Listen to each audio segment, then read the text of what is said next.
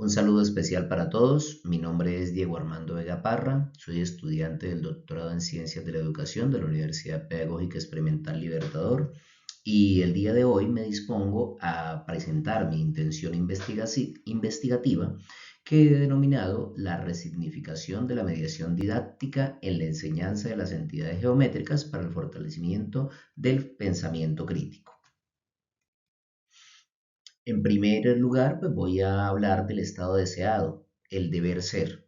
En ese orden de ideas, el docente entiende la enseñanza de las entidades geométricas como un proceso que se apoya de elementos didácticos, que se utilizan para potenciar los saberes del estudiante y que aportan en la construcción de un sujeto que no solamente se dedica a resolver ejercicios, sino que también logra analizar, argumentar y proponer soluciones matemáticas que tienen sentido dentro del contexto en el que él se desenvuelve.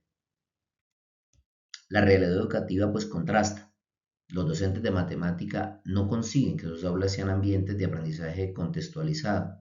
Los saberes que se imparten en su mayoría se hacen de manera magistral y el uso de las herramientas TIC, que son unas herramientas muy potentes, no logra causar un impacto y un efecto positivo, sino que se convierte más bien en un elemento distractor, en un elemento generador de ocio. En el Colegio Luis Camacho Rueda la didáctica no ha sido eficiente y no logra resultados distintos a los que ya se han logrado a través de las metodologías tradicionales. Surge a partir de allí unos interrogantes de investigación.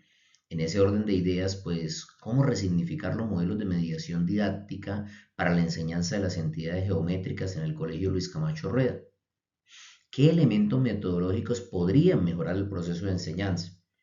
¿Qué referentes teóricos pueden apoyar el proceso de construcción de un modelo de enseñanza sobre las entidades geométricas?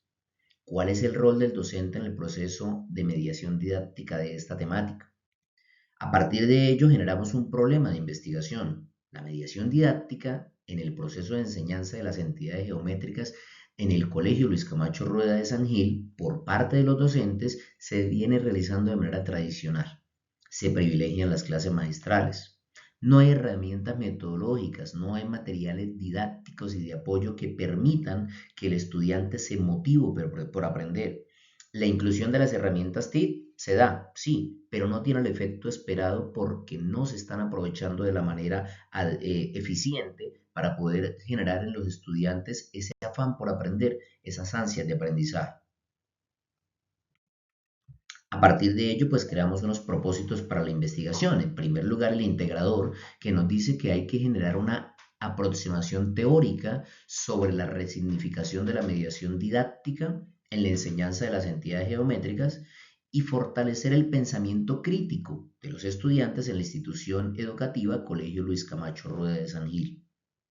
Frente a este objetivo se plantean tres propósitos concretos: develar los propósitos de la mediación didáctica en el tema de las entidades geométricas impartidos por los docentes, interpretar la forma en que los docentes aplican la didáctica en el proceso de enseñanza de estas entidades geométricas y viabilizar una aproximación teórica sobre la mediación didáctica docente en la enseñanza de las entidades geométricas en el Colegio Luis Camacho Rueda de San Gil.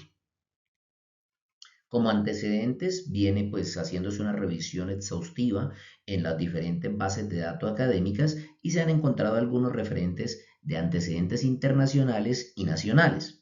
Frente al tema internacional, Uribe en 2022 enfatizó que la contextualización del conocimiento de geométrica es esencial para poder enseñar.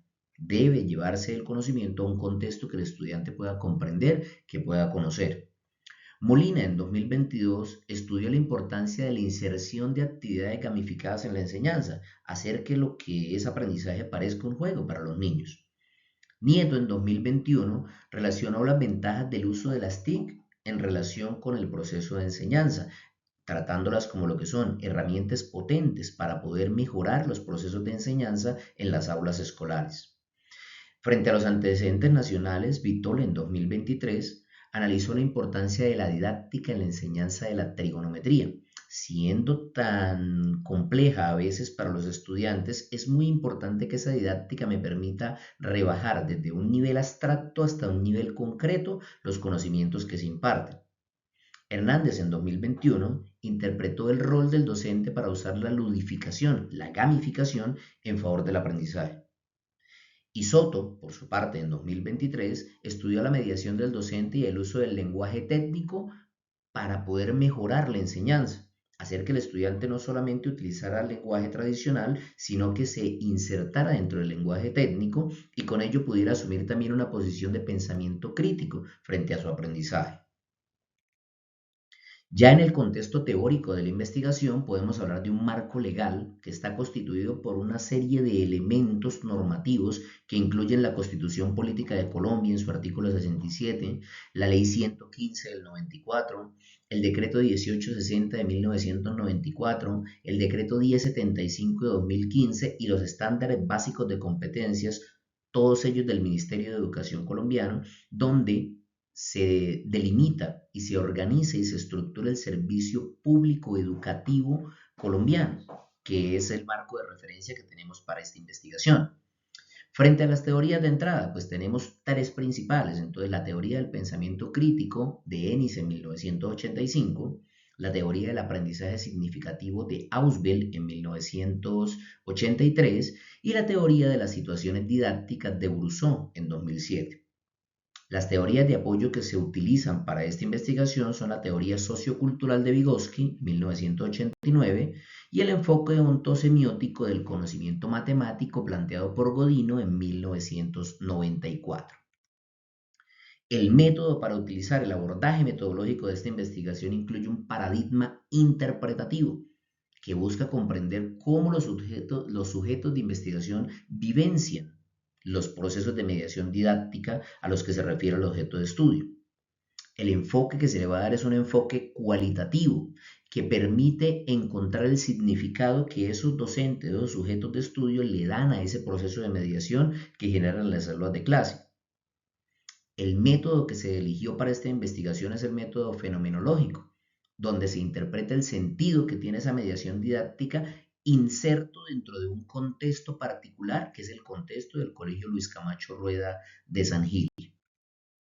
La fase de la aplicación de este método, pues en concordancia con lo que ha postulado Husserl en 2012, tiene que ver con 5 pasos. La epocheo, suspensión del juicio, donde es una fase en que se hace una revisión objetiva. No se tiene en cuenta nada más, sino las interpretaciones que se hacen dentro de la misma investigación. Una reducción fenomenológica, donde se estudia a los sujetos en su contexto. No se relaciona absolutamente nada más. La reducción eidética, que busca descubrir esa esencia del fenómeno, cómo es que se va a vivir, a vivenciar esa mediación didáctica, y el análisis intencional, donde se estudia pues, la intención del sujeto de investigación de cómo se interpreta y se da sentido a esas entidades geométricas en ese contexto de estudio. La síntesis de significados que me permite integrar y analizar todos los hallazgos, estructurar una descripción profunda de ese fenómeno estudiado y poder sacar unas conclusiones. Frente a las técnicas de recolección de información, se utilizarán dos, la entrevista y la observación. La primera, la entrevista de carácter semiestructurado, que permite pues captar las opiniones, recoger esos sentimientos de los sujetos de estudio, pero además ir replanteando con el paso del tiempo la orientación y los detalles de esa entrevista para obtener toda la riqueza de las respuestas de esos sujetos de estudio. La observación que me permite ver de forma real y detallada y aún más verificable el accionar del sujeto en el contexto que se está desarrollando la investigación. Ya como criterios de rigor científico hay que analizar, de acuerdo con lo que plantea Arias en 2011, al menos cuatro muy importantes: la credibilidad, la transferibilidad, la seriedad y la confirmabilidad. Estos elementos son muy necesarios para que todo lo que salga como hallazgos de investigación sean creíbles, sean válidos y tengan un criterio científico que permita alcanzar el nivel de teorización que buscamos en este proceso investigativo. No es más el proceso de investigación. Por ahora pues hago mi presentación inicial, espero sus recomendaciones y estoy muy comprometido con desarrollar un buen proceso investigativo en esta materia.